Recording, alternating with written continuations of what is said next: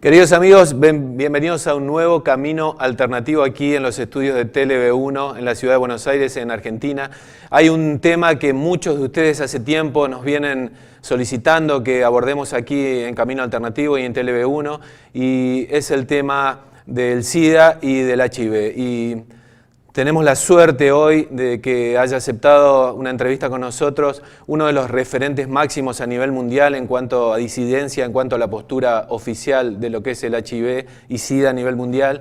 Y tenemos el gusto de recibir aquí a través de Skype desde Colombia al doctor Roberto Giraldo. Doctor Giraldo, un gusto y gracias por recibirnos. Bienvenido a TLV1. Estoy muy contento de estar en este canal y de poderme referir a televidentes de Argentina. Gracias, doctor. Realmente hay mucha gente que venía pidiendo esta temática y bueno, tenemos el placer de tenerlo a usted en el programa. Para los que no lo conocen todavía, el doctor Giraldo tiene más de 40 años de trabajos académicos, investigativos y terapéuticos en inmunodeficiencias, además de un extensísimo currículum que ustedes pueden profundizar ingresando a la web del doctor, que es robertogiraldo.com, que igual ahora van a ir viendo en los zócalos mientras transcurra la entrevista. Doctor Giraldo, antes de avanzar un poco en los temas que yo tengo planificado para preguntarle a ustedes y en algunos temas que usted proponga para tratar, me gustaría volver un poquito y refrescarle un poco a todos los televidentes ese momento de 1983, 1984, cuando se nos pronunció a todos que había aparecido un supuesto virus, ¿no? Me gustaría si usted puede recordarnos brevemente ese momento para así poder ir adentrándonos en esta temática. Sí, pero no es 83 ni 84, es junio de 1981. En junio de 1981 hay un reporte en la revista del Ministerio de Salud de los Estados Unidos que se llama Morbidity and Mortality Weekly Report. Es un informe del doctor Michael Gottlieb, que es un infectólogo en Los Ángeles, que reporta la historia clínica de 6 hombres jóvenes que todos tienen neumonía por Pneumocystis carini, que es un hongo que antes no era muy conocido, y otras infecciones y tumores que estaban demostrando que estas personas jóvenes tenían una deficiencia severa del sistema inmune. Entonces, el primer informe lo hace Michael Gottlieb en junio de 1981 a la revista de los Centros para el Control de Enfermedades del Gobierno de los Estados Unidos. De acuerdo. Pero luego se hace oficialmente la presentación a través del doctor Galo y a través de Luc Montagnier y demás, pues que fue después, Carlos, no, eso es después. Claro. Póngame, cuando sale el primer reporte, que yo lo tengo acá, en 1981, la primera impresión es que se tratara de una enfermedad tóxica y que tenía que ver con el estilo de vida. La primera impresión no fue de que fuera una enfermedad infecciosa ni de transmisión sexual, sino de alguna intoxicación. Sin embargo, Carlos, para uno entender por qué se cometieron errores, pues tiene uno que entender 100 años antes de historia de la medicina en el mundo, liderada por el Ministerio de Salud de los Estados Unidos.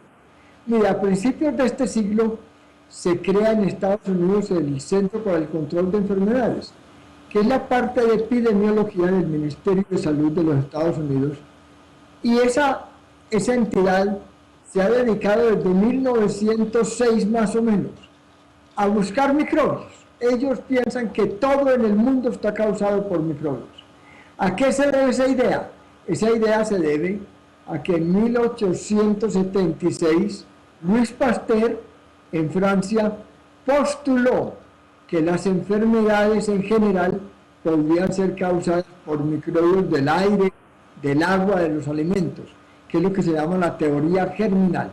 Infelizmente, Carlos, hoy en día la teoría germinal de Louis Pasteur prevalece en todas las facultades de medicina, odontología, enfermería, bacteriología, en el mundo entero.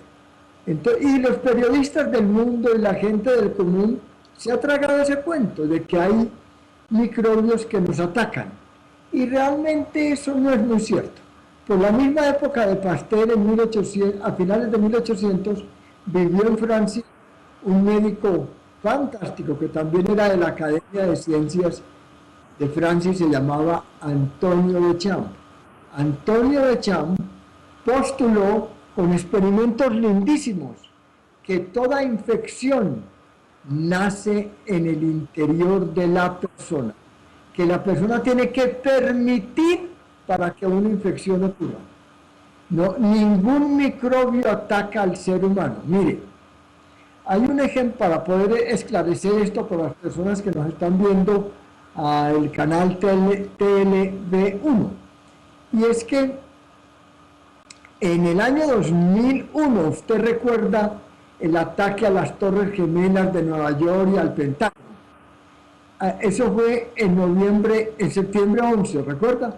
Y a las 3 semanas hubo un ataque en todas las oficinas del correo de los estados del oriente de los Estados Unidos, en la Florida, las Carolinas, en Washington, en Maine, en Nueva York, en Boston, en todos estos estados, en Massachusetts, en todos los estados de la costa oriental, se colocaron esporos de una bacteria que se llama carbunco o anthrax.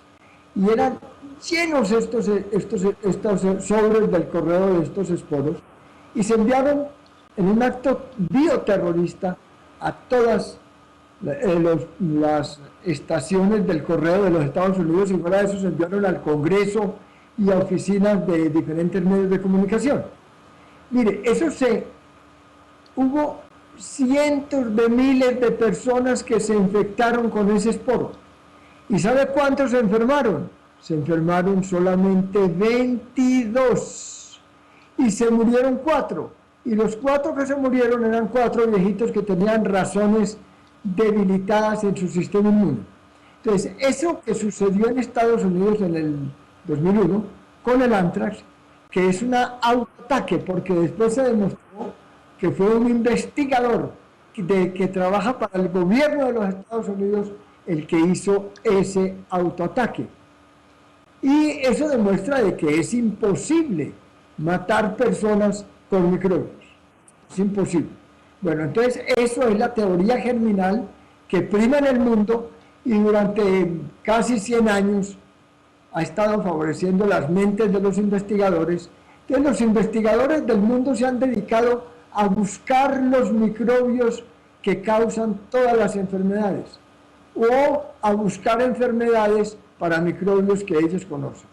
Eso ha sido un desastre que no ha llevado a la humanidad a ningún buen camino.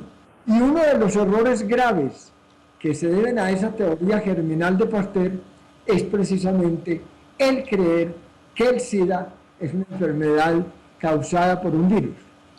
Mire, en el año 2000 estuve yo en un debate en Sudáfrica y tuve la oportunidad de estar con el doctor Luc Montagnier, que ganó el Premio Nobel de Medicina en diciembre del 2008 por haber descubierto un virus que no existe, que es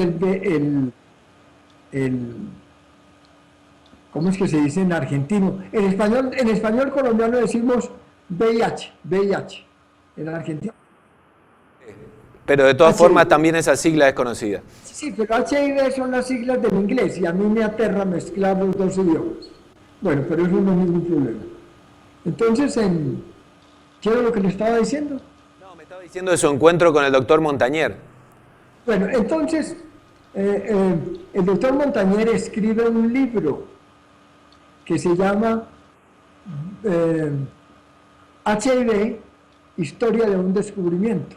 Y en el segundo capítulo comienza ese capítulo diciendo, para comienzos de la década de los 80, por la frecuencia de la enfermedad en homosexuales, sabíamos que se trataba de una enfermedad de transmisión sexual.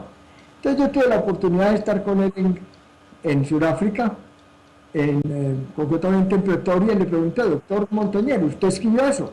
Y me dice, sí, Giraldo, claro. En esa época ya sabíamos por la frecuencia de homosexuales que se trataba de una enfermedad de transmisión sexual. Entonces yo le dije, ¿cómo así, doctor Montañer?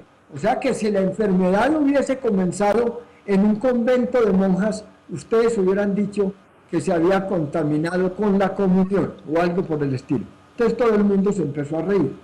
Mire, Carlos, es que en el ambiente científico ético usted no puede tener ningún prejuicio, ni el prejuicio microbiológico de Pasteur, ni prejuicios en contra de homosexuales, ni de negros, ni de indios, ni de nadie. Usted en la ciencia tiene que ser absolutamente ético, porque si no, sucede lo que sucedió con el SIDA. Y es que inventaron un virus que no existe. No existe. Hay un libro del doctor Peter Durberg, que es un virólogo de la Universidad de California en Berkeley, y él tiene un libro lindísimo que se llama Inventando el virus del SIDA. Inventando el virus del SIDA, lindísimo, donde él demuestra que todo eso es un invento. Nadie descubrió ningún virus, nadie. Bueno, pase a otra pregunta si quiere. No, ya que me lo citó al doctor Montañer, que es por ahí para los televidentes que no lo ubican, es uno de los descubridores del supuesto virus o inexistente virus, como dice el doctor Giraldo. Montañer en los últimos años aparentemente ha tenido algunas contradicciones, doctor, o ha empezado a poner en duda la existencia del HIV. Inclusive yo he visto una entrevista que le han hecho a él, donde en la traducción habla de que las personas que tienen las defensas altas se curarían muy fácilmente del SIDA y demás. Era una de las preguntas que tenía para más adelante, pero ya que me lo cita Montañer, le quería referir ese tema. Uno de los propios supuestos descubridores del HIV ahora aparentemente entra en esta postura.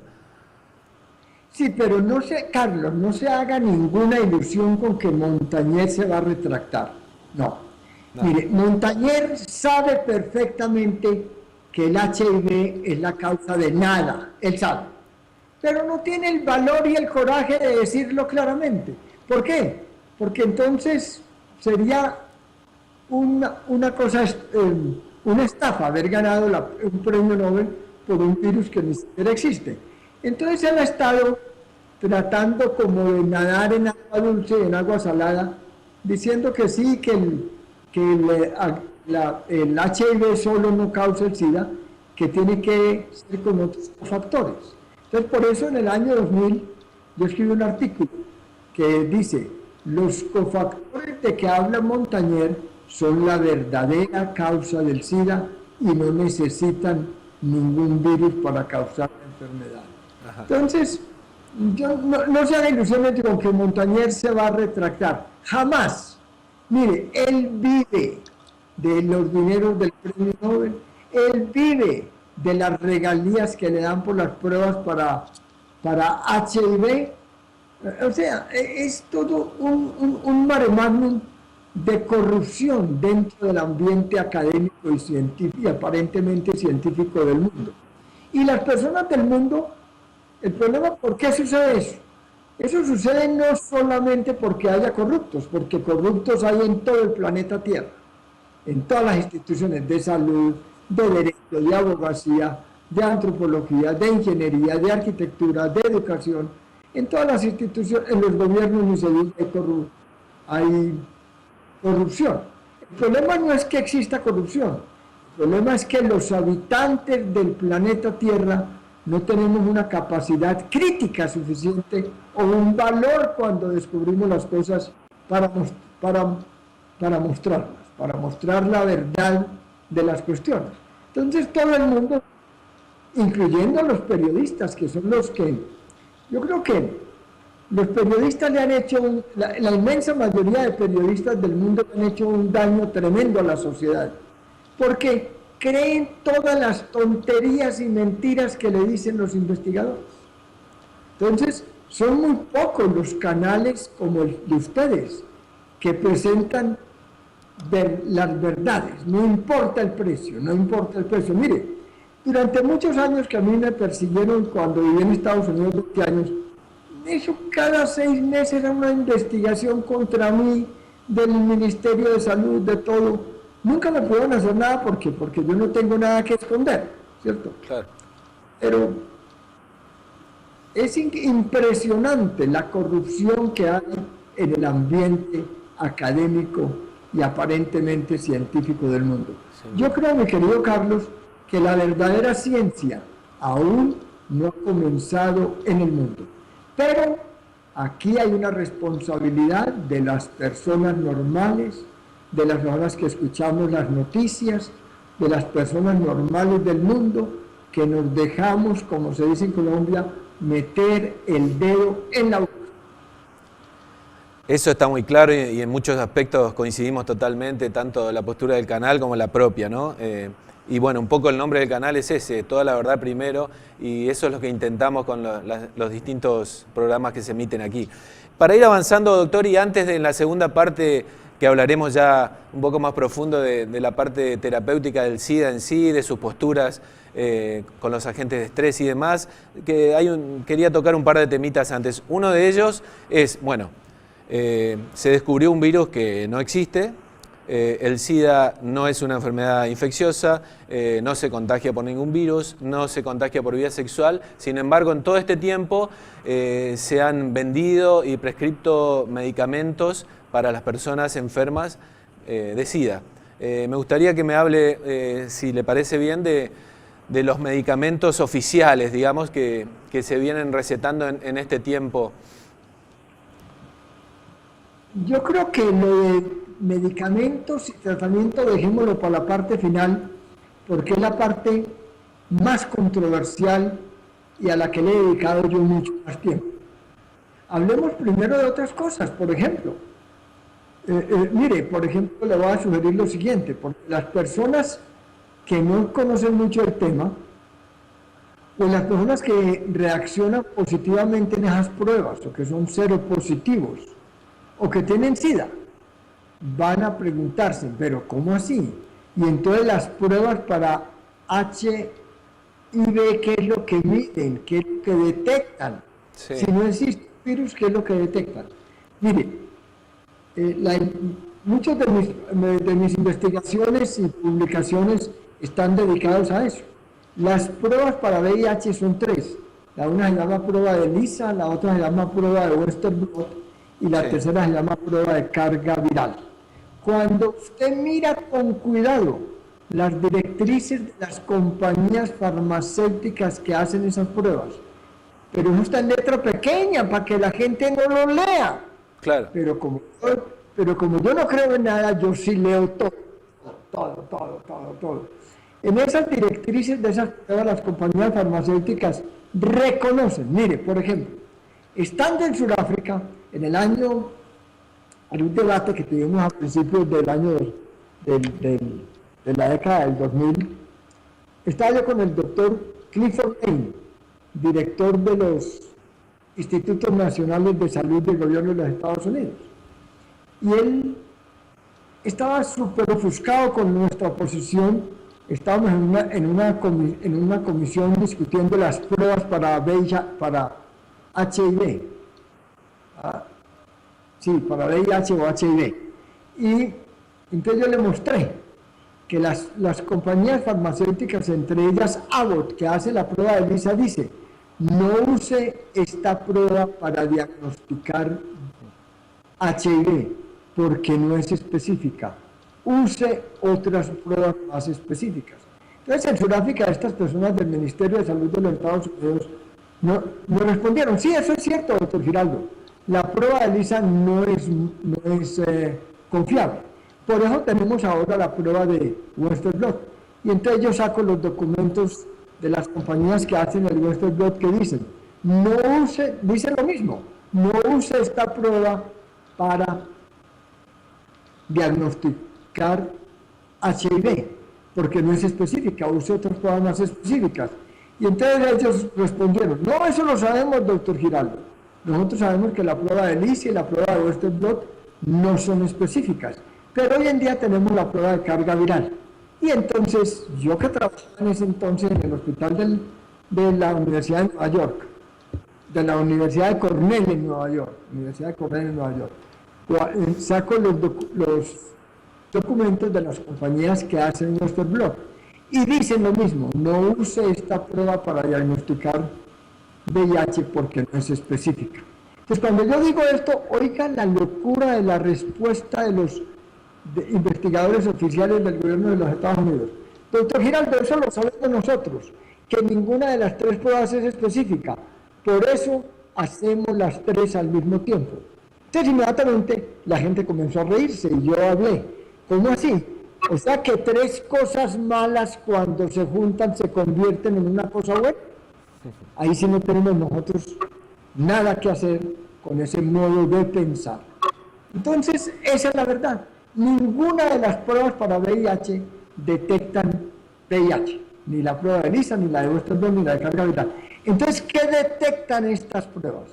Y eso es lo que yo trato de explicar en el libro, en el último libro que escribí en Brasil, que se llama, no sé si usted me puede ver, es este libro, este. Sí, ahí lo estamos viendo. Lo están viendo, ¿cierto? Sí. Que se llama SIDA y estrés oxidativo, donde yo demuestro con más de 1000 referencias científicas que lo que las pruebas detectan es oxidación, es estrés oxidativo. O sea que las personas que dan positivas en esas pruebas no están infectadas con ningún virus, ellos lo que están es un poco más intoxicados que los que todavía reaccionan negativamente. Y así podríamos hablar 3 días seguidos de las pruebas para demostrar que esas pruebas no detectan VIH, pero sí muestran un grado de intoxicación de la persona. Sí. Porque un peligro con esto, mi querido Carlos, como las personas del mundo se acostumbraron a pensar que HIV es igual a SIDA y SIDA es igual a HIV, porque entre otras cosas la única enfermedad supuestamente infecciosa que tiene nombre y apellido es el SIDA, se llama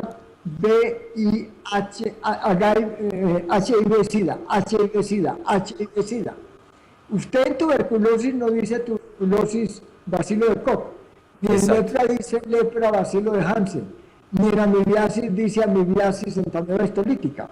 Esta es la única enfermedad que le tuvieron que poner el HIV, porque como eso ni siquiera existe, para forzar a las personas a creer en esa estupidez. Mire, es tan grave la situación de corrupción dentro de la investigación del SIDA, que yo recuerdo en un debate que hicimos en el año 2003 en el Parlamento Europeo en Bruselas, que estaba una persona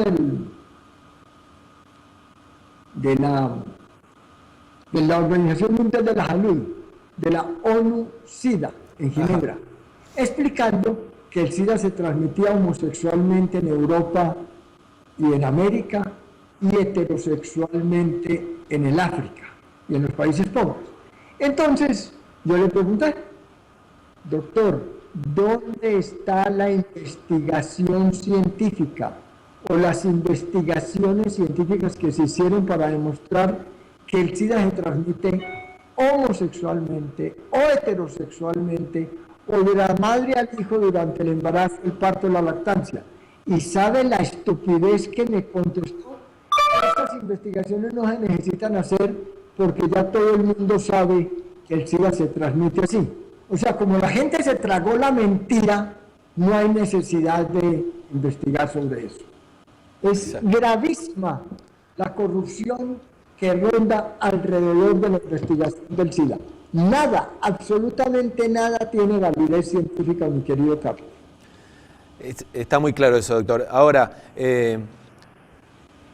usted dice que el virus no existe, hay muchísimas evidencias, tanto en su libro como en cada vez más movimientos disidentes que yo veo. Quizás usted haya sido uno de los pioneros en ese tema. Yo hace mucho que lo vengo leyendo a usted en internet y demás, hace muchos años. Y veo un poco más de movimientos de médicos disidentes, sin embargo, siempre son una minoría en contra del sistema actual, ¿no? Sin embargo, doctor... Es que, Carlos, usted sabe, porque usted tiene un canal alternativo, la verdad nace en minoría. Exacto. Y el hecho de que la mayoría crea algo no quiere decir que una minoría ínfima esté Por supuesto. equivocada. Por supuesto. Simplemente el tiempo va mostrando la realidad. Por supuesto. Pero, sin embargo, la enfermedad SIDA con inmunodeficiencia sí existe. Eso es algo que en todos coinciden, ¿no? Y eso... Sin duda. Perfecto. Eso es lo que le quería explicar ahorita. Muchas personas que son seropositivos, o sea, lo que la oficialidad piensa que están infectados con el virus del SIDA, pero responden positivamente a las pruebas, o que tienen SIDA. Cuando nos escuchan a nosotros, los disidentes del SIDA, y ven que realmente el VIH no existe, entonces ellos creen que el SIDA tampoco existe. Entonces, como les han hecho creer que VIH es igual a SIDA y SIDA es igual a VIH, si no hay VIH tampoco hay SIDA. Y eso ha creado problemas seriosísimos en muchas personas que abandonan sus tratamientos o lo que sea, o no prestan ninguna atención porque usan la negación. Como el virus del SIDA no existe, yo no tengo nada. Y terminan cargando tierra en los cementerios del mundo. Entonces la pregunta que me imagino que usted me quiere hacer es, entonces, ¿qué causa el SIDA? Esa es la pregunta que tengo para hacerle y si le parece me la responde después del corte de unos breves segundos al que vamos ahora. Con mucho gusto. Gracias. Ya volvemos. Ok.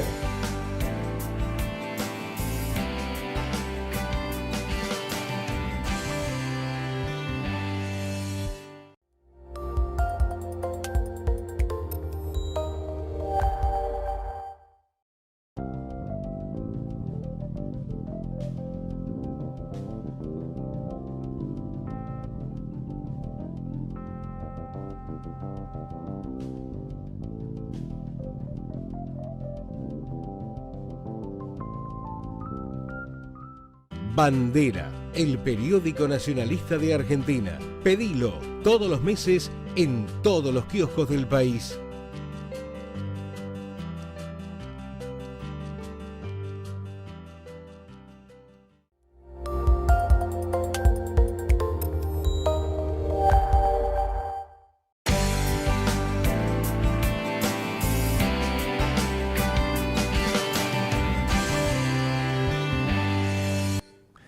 Seguimos aquí en Camino Alternativo, seguimos con el doctor Roberto Giraldo desde Colombia. Doctor, antes de irnos al corte, bueno, quedaba la pregunta pendiente y si no hay un virus, y otros motivos, ¿cuáles son las verdaderas causas que crean la enfermedad del SIDA?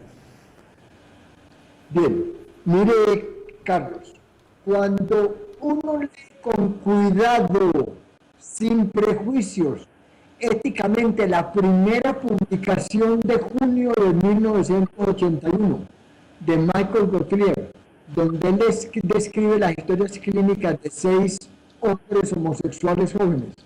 Cuando usted lee eso, inmediatamente usted deduce que la gente lo que está es intoxicada. Mire, yo recuerdo en el año 97 hicimos aquí en Colombia un congreso sobre SIDA y trajimos a varias personas de muchos países del mundo, entre ellos a Kary Mullis. Kary Mullis es premio Nobel de Química de 1993. Y él en una conferencia en una ciudad colombiana, en Bucaramanga, comenzó a explicar que para principios de la década de los 80 él vivía en San Francisco, era un profesor universitario de química, y que tenía muchos amigos. Él no es homosexual, pero tenía muchos amigos en San Francisco homosexuales. Y él comienza a describir en esta conferencia que muchos de sus amigos tenían una vida completamente, no todos, algunos, una vida completamente desordenada, en que en el día trabajaban algunos, otros no, y desde las 5 de la tarde comenzaban a tomar licor y a usar diferentes tipos de drogas. Marihuana, cocaína, heroína, alcohol, anfetaminas, poppers, que son nitritos de amilo y de butilo, y eso iban de bar en bar cada noche y teniendo sexo con varios hombres, sexo con lubricantes, sexo con toda esta cantidad de químicos de las drogas, psicoactivas, al día siguiente amanecían deprimidos, tristes. Entonces, para poder calmar su depresión, ni comían y volvían a comenzar a usar todas estas drogas y a tener sexo con todo el mundo. Entonces el doctor Karim Mullis en la ciudad de Bucaramanga, en Colombia, decía: vean, mis queridos personas de este auditorio, mi madre, que no es científica, si escucha eso, le dice a los hijos: vean, hijo, si usted sigue haciendo eso, se va a enfermar. Entonces Karim Mullis explicaba lindísimo que solamente a los científicos se les había ocurrido inventar un virus para una cosa que tenía que ver con el estilo de vida. Pero estoy hablando de 1981. Ojo, Carlos, porque cuando la gente nos escucha esto, piensa que yo creo que todas las SIDA son tóxicos. Todos son tóxicos, pero no todos son debidos a drogas de la psicoactivas. Mire, le cuento por ejemplo una historia de una paciente que yo atendí en Nueva York. Una mujer de unos 35 años, heterosexual, que tenía una pareja estable. Su pareja era HIV negativa y ella resultó HIV positiva. Ya no sabía por qué era lo que... Y eso fue en un examen de rutina, ya estaba perfectamente aliviada. Esta era una pintora de Bulgaria, que había inmigrado y se había quedado ilegalmente en Estados Unidos. Vivía en un pequeño sótano. Ahí pintaba, porque ya era pintura, con varias pinturas tóxicas. Y fumaba ahí adentro. Y era muy pobre, entonces comía muy poco. Y vivía con pánico de que la fueran a deportar. Entonces, todos esos factores fueron los que fueron intoxicando el sistema inmune. Entonces, nunca es un solo factor. En esta mujer, por ejemplo, los tóxicos de las pinturas, fuera de la poca alimentación, el miedo a ser deportada, todo eso fue oxidando su sistema inmune hasta que resultó positiva las pruebas que lo que detectan es intoxicación o oxidación. Y así le podría comentarle a usted muchísimos otros casos. Mire, en África, por ejemplo, en África, hay un investigador americano con unos europeos, uno de ellos se llama Giselle Kiss. Él no es parte de nuestro grupo, él no es disidente. Él cree en el VIH, en el HIV. Ellos son epidemiólogos. Hicieron un estudio de todas las investigaciones que se han producido en África para ver cómo era que se transmitía el SIDA, y encuentran cosas lindísimas. Por ejemplo, niños que nacen HIV negativos, de padres HIV negativos también, y estos niños que nunca han tenido sexo, que nunca les han puesto sangre, y a los 13 o 14 años ¡tran!, se tornan HIV positivos. ¿Qué es lo que le pasa a esos niños? ¿Qué es lo que les intoxica su cuerpo? Entonces, los investigadores, para justificar eso, piensan que no, que seguramente es que se infectan y que no sabemos cómo. No, ni les han puesto sangre, ni han tenido sexo. Hay que buscar otra causa de la seropositividad. Y así hay muchísimas investigaciones que muestran que lo que se conoce como HIV no se transmite por ninguna vía. Nosotros tenemos algunas monjas, o sea, mujeres religiosas, 2 o 3 que yo conozca, que son HIV positivas. Nunca han tenido sexo con nadie, de verdad. Nunca les han puesto sangre. Son hijas de padres que son HIV negativas. ¿Cómo se infectaron? No se infectaron. Ellas desarrollaron la seropositividad. Posiblemente, hay que ver a qué tóxicos estaban expuestas en sus conventos, pero sobre todo, si no estaban contentas con su vida, la jartera, la aburrición, la tristeza, la depresión es tan grave como usar cocaína, marihuana y drogas. Es la misma cosa. Para el cuerpo humano es lo mismo usar cocaína o heroína, estar triste y aburrido y desengañado con la vida. ¿Me está entendiendo? ¿Sí? Perfectamente. Esos son un poco algunos de los factores estresantes de los que usted habla desde hace tiempo como causantes del SIDA, ¿no? De esta gran inmunodeficiencia. Son tipos de factores que están descritos en mis libros. Son agentes tóxicos de origen químico, como las drogas de la calle, los contaminantes químicos, las personas que trabajan con químicos, las mujeres que trabajan en países desarrollados con el aseo y que se ponen en contacto con una cantidad de detergentes pueden resultar seropositivas, mujeres de Chile y de Colombia que trabajan con flores o con uvas, con agroquímicos, agrotóxicos, pueden resultar seropositivas. Entonces, agentes químicos, agentes físicos, personas que trabajan con mucho campo electromagnético, músicos, en grabaciones, periodistas que trabajan bajo muchas influencias de campo electromagnético por los equipos eléctricos y electrónicos, pueden resultar seropositivos, agentes químicos, físicos, agentes biológicos. Uno tiene que evitar que le pongan sangre. Mire, la hemofilia, usted recuerda que a comienzos de la década de los 80, cuando comienza el SIDA, se hablaba del SIDA de los hemofílicos. A los hemofílicos les daban SIDA porque vivían con pánico de desangrarse.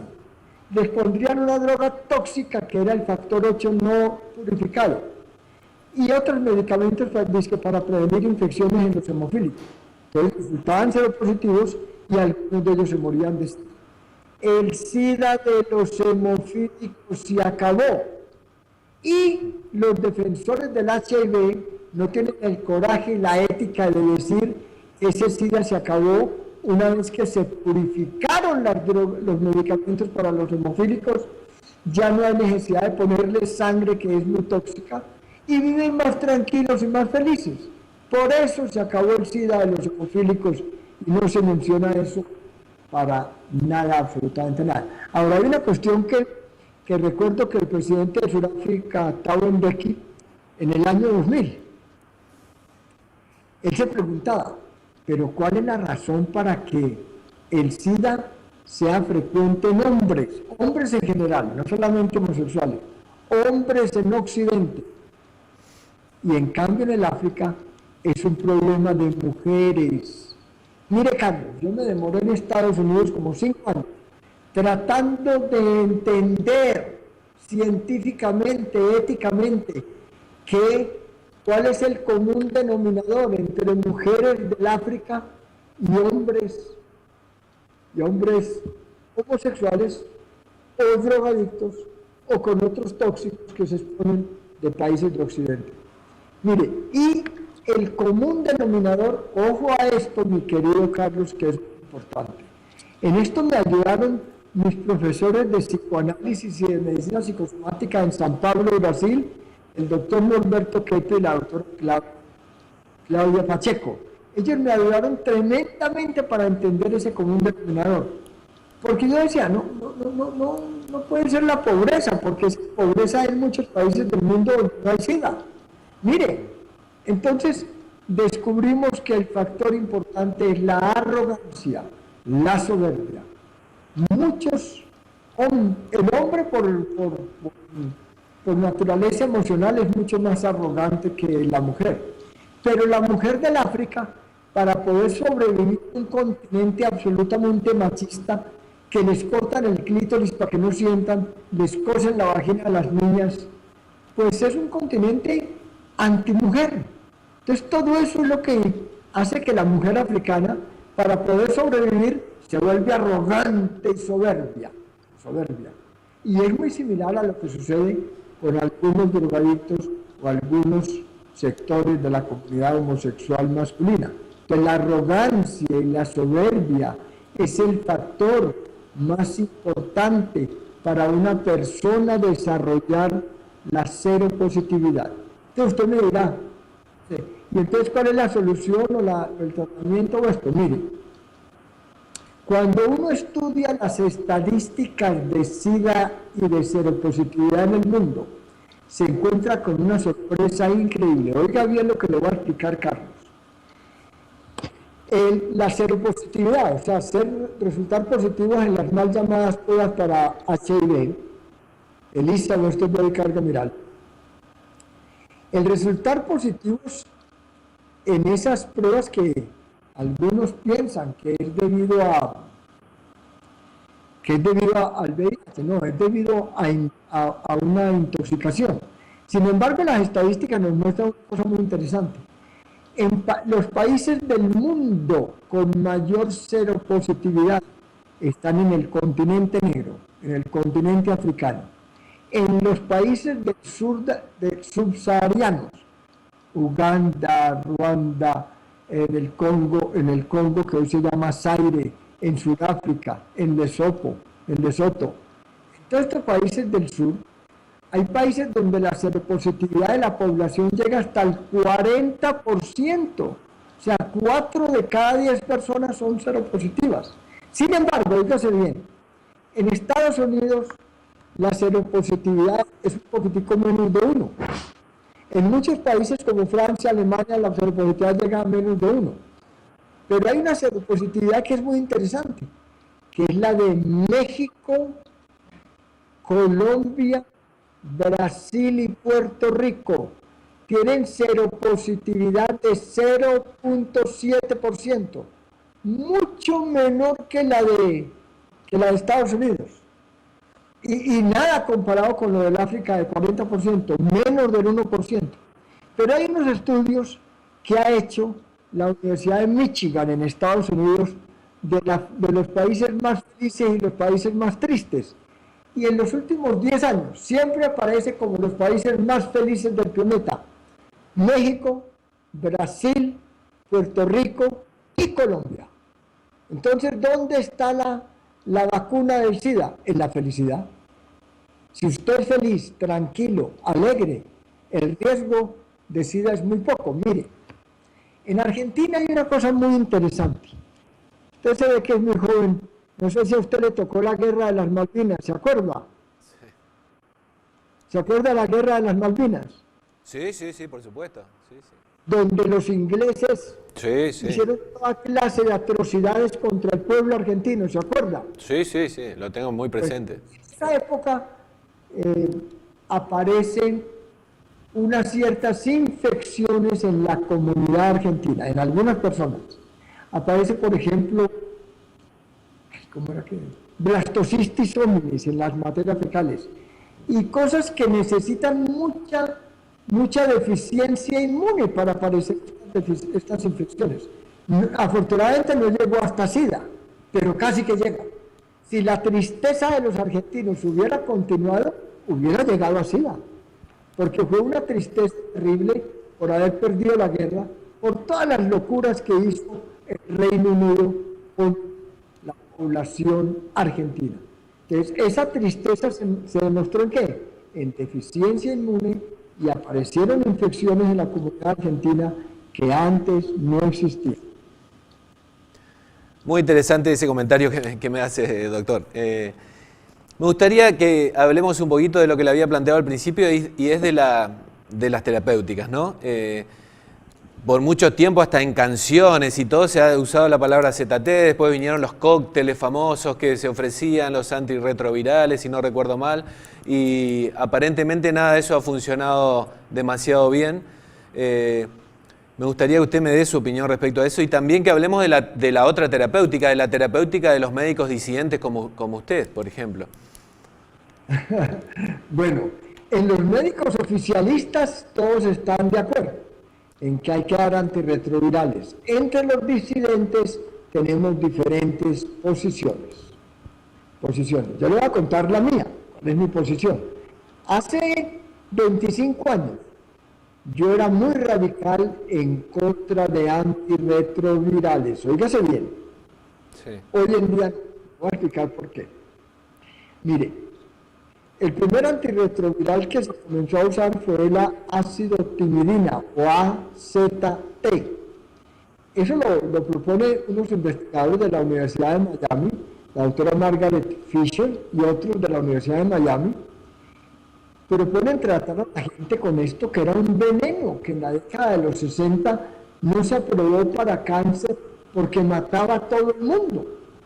Entonces ahora decidieron, yo no sé de dónde se les ocurrió semejante locura, de darle ese quimioterapéutico a las personas con seropositividad o con SIDA. Y los mismos investigadores oficiales están de acuerdo que todas las personas que tomaron AZT solamente a principios de los 80 están muertas. Se murieron por la intoxicación. Ahora, en el 1995, varios investigadores, entre ellos el doctor Hu, de la Universidad de Nueva York, comenzaron a utilizar lo que se llama los inhibidores de proteasa, o los cócteles, con varios medicamentos. Unos eran los derivados del AZT y otros eran inhibidores de proteasa. Y eso se hizo una propaganda en el mundo increíble en 1995. Hay una revista Time de diciembre del 95 que declaran a David Ho de la Universidad de Nueva York el personaje del año por haber inventado los inhibidores de proteasa para tratamiento del SIDA. Entonces, ante aquella propaganda comienzan a utilizar los cócteles y realmente, Carlos, uno tiene que ser muy honesto con esto, comenzó a prolongarse la vida de las personas. Entonces uno dice, pero ¿cómo así? ¿Cómo estos venenos logran prolongar la vida de las personas? Mire, eso es muy sencillo, mi querido Carlos. La única manera de entender eso es que lo que más intoxica el sistema inmune, fuera de los agentes químicos, físicos, biológicos, la mala nutrición, son los agentes estresantes emocionales. La tristeza, la falta de esperanza, la envidia, la ira, la arrogancia, la soberbia, el narcisismo, exagerados, intoxican el sistema inmune. Una de las cosas que más intoxica el sistema inmune es el miedo a la muerte, el miedo a la enfermedad, a una enfermedad que nunca antes en la historia del hombre había tenido tanto estigma. Ni la sífilis, ni la lepra, ni la tuberculosis tienen el estigma que tiene el SIDA. ¿Por qué? Porque han decidido que los investigadores americanos y europeos decidieron que el SIDA era una enfermedad de la escoria social, de homosexuales, de la escoria social. Entonces, es terrible el estigma que esto da. Entonces, ¿qué sucede? Una vez que se ha hecho esta propaganda, eso ejerce un efecto placebo en las personas. Y la persona, si eso sea venenoso, si lo toma con amor, con cariño, pensando que se va a mejorar, se mejora. Eso se llama efecto placebo. Mire, para entender el efecto placebo toca remontarnos a la década de los 50. Donde los investigadores del mundo estaban investigando el efecto placebo. Y recuerdo que en la década de los 50 en Estados Unidos tomaron un grupo de mujeres que vomitaban durante el embarazo. Ya no podían darles talidomida porque la talidomida producían bebés que nacían sin brazos y sin piernas. Entonces, les dieron a un grupo de mujeres, les dijeron que acababan de descubrir la droga maravillosa para la hiperemesis gravídica o vómitos del embarazo. Se la dieron a un grupo de mujeres. ¿Y sabe qué sucedió? Más del 99% de ellas dejaron de vomitar. ¿Y sabe qué les dieron?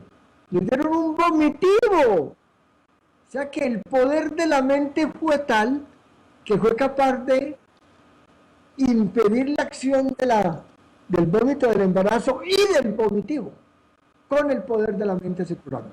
Entonces, por eso, hoy en día, póngame cuidado, Carlos, hoy en día, las personas del mundo seropositivos o personas con SIDA, racionalmente ellos piensan que creen en nuestros puntos de vista o creen que lo de la disidencia del SIDA es lógico, que es ético, que es muy científico, pero algunos de ellos, no todos, algunos de ellos no se mejoran con tratamientos naturales.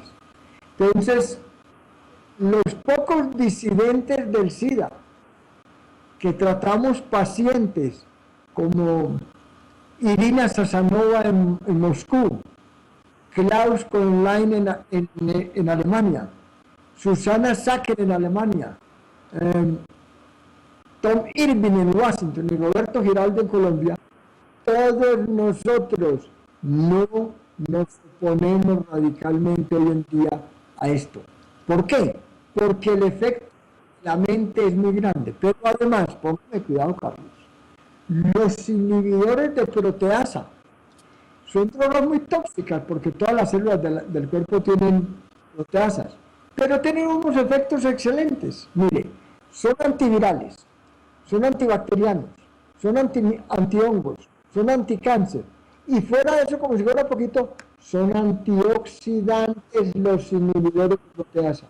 Entonces, cuando yo tengo una persona seropositiva o con SIDA que no se mejora a pesar de que ella cree en nuestros puntos de vista, pero es que lavar el inconsciente es imposible.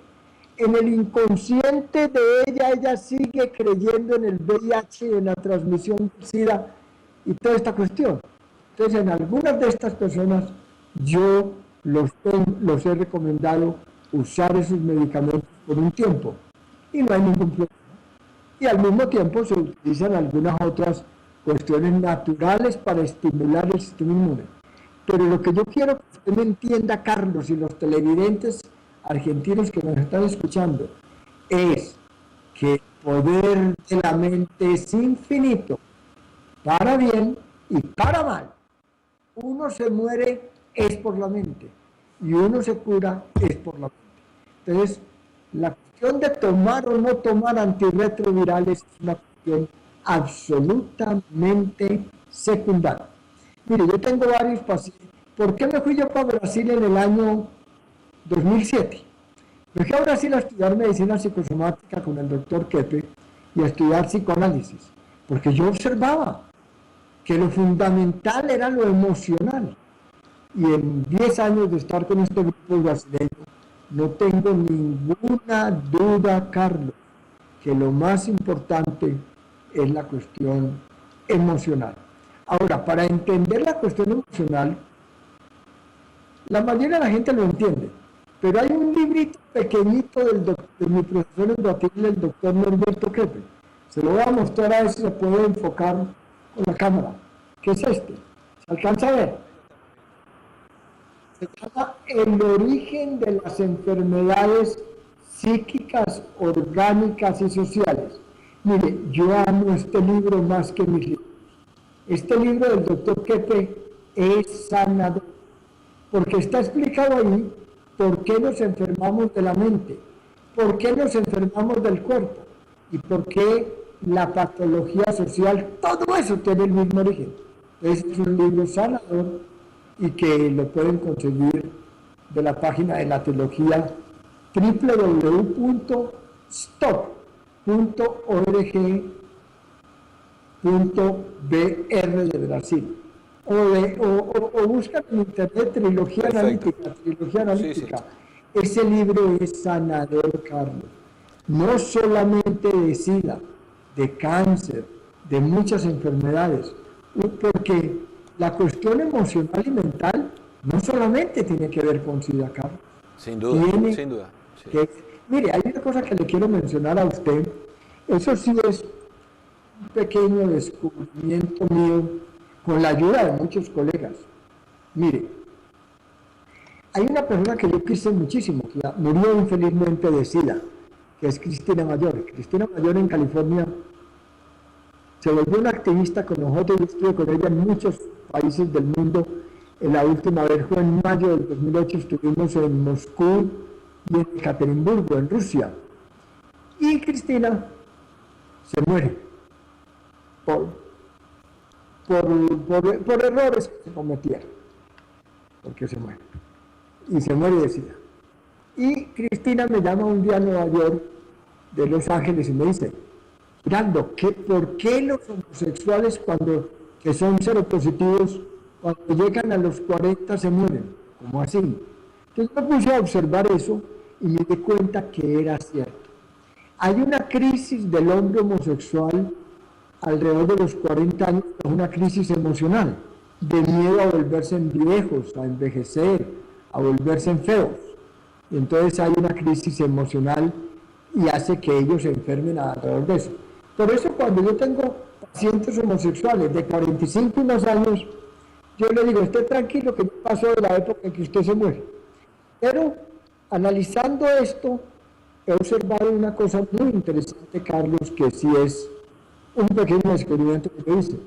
Mire, los hombres homosexuales, pongan cuidado esto que es muy interesante, que cuando eran niños y se dieron cuenta que le gustaban los niños y nunca se traumatizaron por eso, o sea, lo aceptaron como una cuestión natural, aparentemente natural. Nunca desarrollan la seropositividad. En cambio, hombres homosexuales que cuando eran niños y se dieron cuenta de su homosexualidad, se rechazaron, se odiaron, hicieron todo lo posible porque les gustaban las mujeres sin poder. Esos que rechazaron su esencia, su naturaleza, son los que se tornan HIV positivo. Entonces usted ve que la cuestión emocional es impresionante, Carlos. Sin duda. Doctor Giraldo, estamos llegando al final del programa. Hay una cuestión que también le quería preguntar. Este año en Camino Alternativo, en este programa, hemos tratado justamente varios de esos agentes estresantes de lo que usted mencionaba hace un ratito, ¿no? Hemos hablado en un programa de agrotóxicos, hemos hablado de Wi-Fi y otras redes nocivas, otras radiaciones nocivas. En fin, el año pasado también hablamos de temas similares. Ahora, todo eso, tanto en Argentina como en el mundo, todos esos factores estresantes siguen increciendo, o sea, van aumentando. Y por ende eso haría que también aumente el grado de personas con inmunodeficiencias severas, como es el SIDA, por ejemplo. Claro, excelente esa apreciación de ustedes, claro. Mire, vivimos en un mundo tóxico. En el primer libro que yo escribí, se lo voy a mostrar porque está en inglés, que es este. Ese no lo tienen ustedes, es este libro. Ajá, sí, ahí lo estamos viendo. Que es del 97. En este primer libro, el primer capítulo, yo lo llamo el alarmante incremento mundial de agentes estresantes para el sistema inmune. Entonces, en ese y en todos los otros libros yo siempre hablo de ese problema que usted está describiendo. Es el aumento de radiaciones, de químicos, de comida que no se debe comer, todas estas cuestiones, y el aumento indiscutible en el mundo de estresantes emocionales. Vivimos en un planeta que es una bomba de tiempo, Entonces, todo el mundo vive triste, estresado, miedo, no sabe qué va a pasar. Entonces, todo esto está haciendo que cada día aumenten más no solamente las deficiencias inmunes, Carlos, sino todas las enfermedades que tienen que ver con el sistema inmune. Mire, en el mundo entero hay un aumento de alergias de todo tipo.